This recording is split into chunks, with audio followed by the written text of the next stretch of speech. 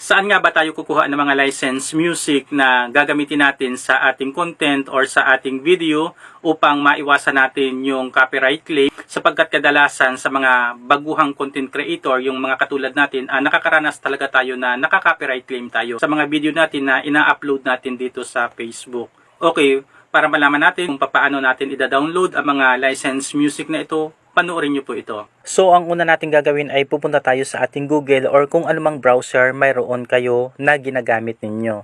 So, itong browser ko ang aking gagamitin. Okay, nandito na tayo. Tapos dito sa search box, i-type natin ang Facebook Creator Studio. So, i-click ko na lamang siya, nandito rin naman. At ito ang lalabas. Tapos, click natin itong Creator Studio na ito. At mapupunta tayo dito.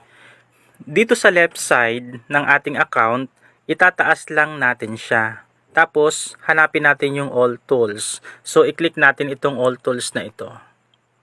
Ayan, nag-highlights na siya. Tapos, pupunta tayo sa Sounds Collection. So, nandito yung Sounds Collection. I-click lang natin ito. Ayan, nandito na ang iba't ibang genre ng music. So, nandito ang electronic, pop, hip-hop, cinematic, Latin, at Indian. So, nandyan ang iba't ibang genre ng music. So, halimbawa, itong cinematic ang ating gagamitin. So, click natin ang cinematic. So, kung ang mga video ninyo ay mga cinematic ang dating, so, pwedeng ito yung inyong gamitin. So, nandito ang iba't ibang cinematic na music.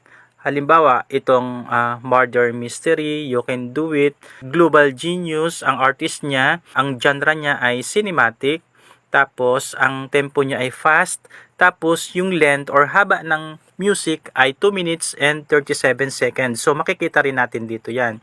So, kung ang video ninyo ay 2 minutes and 37 seconds, ibig sabihin, angkop na angkop ang music na ito para dun sa inyong video. Halimbawa naman ay gusto niyo mag-search ng music na angkop dun sa inyong video, halimbawa ay travel. So, itatype natin ang travel dito sa search box. Type travel. Ayan.